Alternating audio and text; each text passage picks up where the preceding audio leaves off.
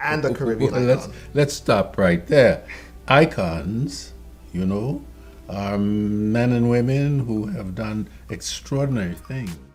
Sir Sidney Poitier is an actor, director, and diplomat best known for being the first black person to have been awarded the Academy Award for Best Actor. He won this award for his portrayal of Homer Smith.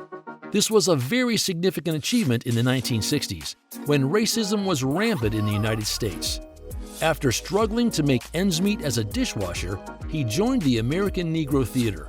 Through his determination and hard work, he soon became a much sought-after theater artist and soon started receiving film offers. After establishing himself as a successful actor, he branched out into directing as well. He was named one of the greatest male stars of all time by the American Film Institute in 1999. Well, I try as best I can to present myself as different from where you would. Hello everyone, welcome back to Net Worth Now, where you get to see the lifestyle and net worth of your favorite celebrities.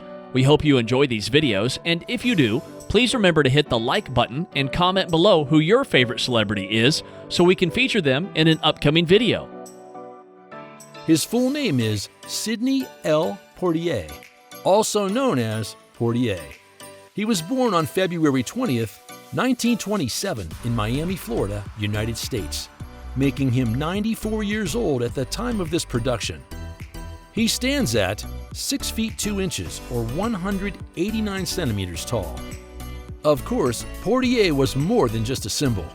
At the AFI banquet, reported David J. Fox in the Los Angeles Times, James Earl Jones praised his friend's work on behalf of the civil rights struggle, declaring he marched on Montgomery and Memphis with Dr. Martin Luther King Jr., who said of Sidney, he's a man who never lost his concern for the least of God's children. Indeed, Rosa Parks, who in 1955 touched off a crucial battle for desegregation simply by refusing to sit in the Negro section of a Montgomery bus, attended the tribute and lauded Poitier as a great actor and role model. In 1972, Poitier took a co-starring role with Belafonte in the revisionist western Buck and the Preacher for Columbia Pictures. After a falling out with the director of the picture, Poitier took over. Though he and Belafonte urged Columbia to hire another director, a studio representative saw footage Poitier had shot and encouraged him to finish the film himself.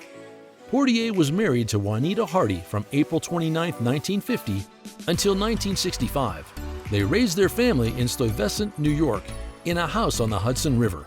In 1959, Poitier began a 9-year affair with actress Diane Carroll. He has been married to Joanna Simkus, a former Canadian actress, since January 23, 1976. He has 4 daughters with his first wife, Beverly, Pamela, Sherry, and Gina, and 2 with his second, Anika and Sydney Tamia. In addition to his 6 daughters, Poitier has 8 grandchildren and 3 great-grandchildren. When Hurricane Dorian hit the Bahamas in September 2019, Poitier's family had 23 missing relatives. Who is an ordinary person. I am, in fact, an ordinary person. You should hear how my wife talks to me. Then you know I'm a very ordinary person.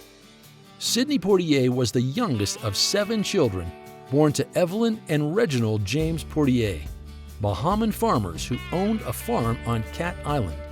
The family would travel to Miami to sell tomatoes and other produce.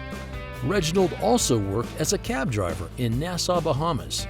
His birth was 2 months premature and he was not expected to survive, but his parents remained in Miami for 3 months to nurse him to health. Poitier grew up in the Bahamas, then a British Crown colony. Owing to his unplanned birth in the United States, he was automatically entitled to American citizenship.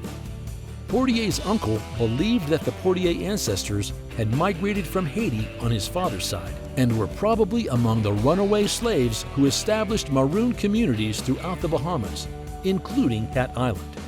He noted that Poitier is a French name and that there were no white Poitiers from the Bahamas. However, there had been a white Poitier on Cat Island. The name came from planter Charles Leonard Poitier, who had immigrated from Jamaica in the early 1800s.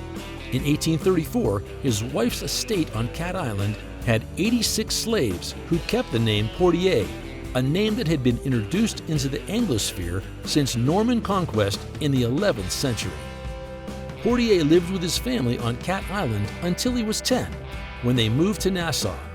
There, he was exposed to the modern world, where he saw his first automobile, first experienced electricity, plumbing, refrigeration, and motion pictures.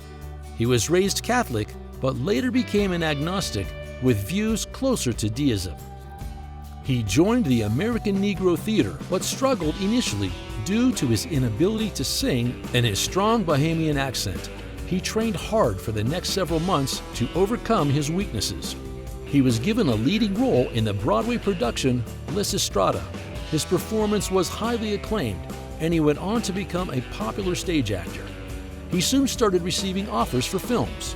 In 1950, he acted in the film No Way Out, in which he portrayed a doctor, Dr. Luther Brooks, who tends to a white racist patient who dies in the midst of a medical procedure.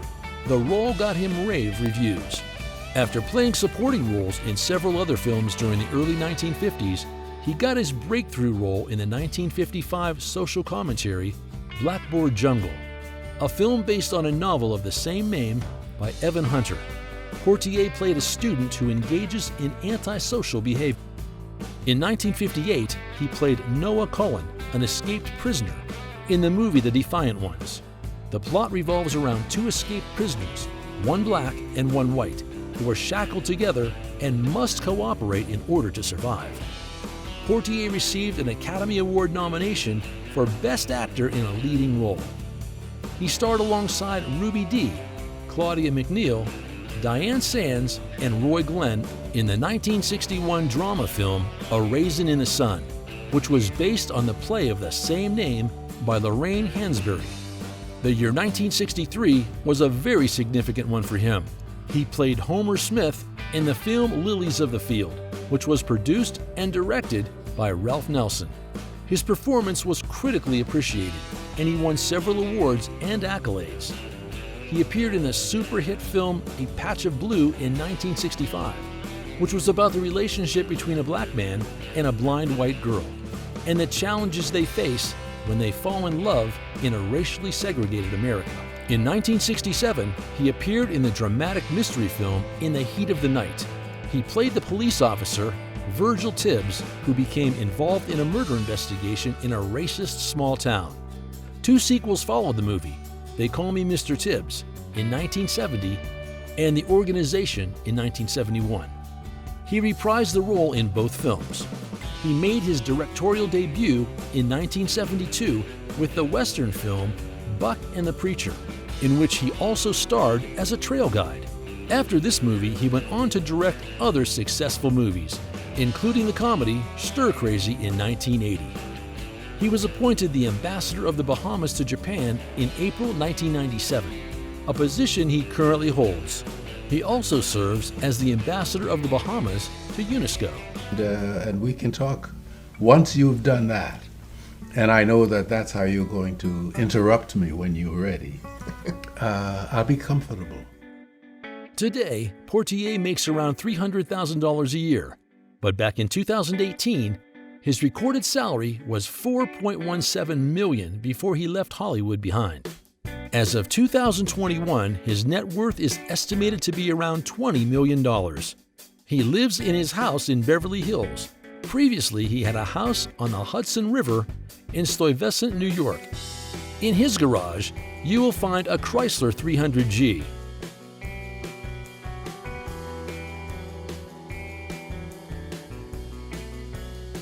A Range Rover,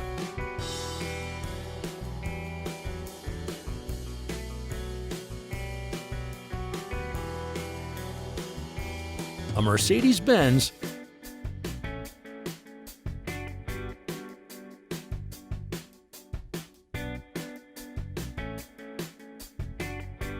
a Bugatti Veyron,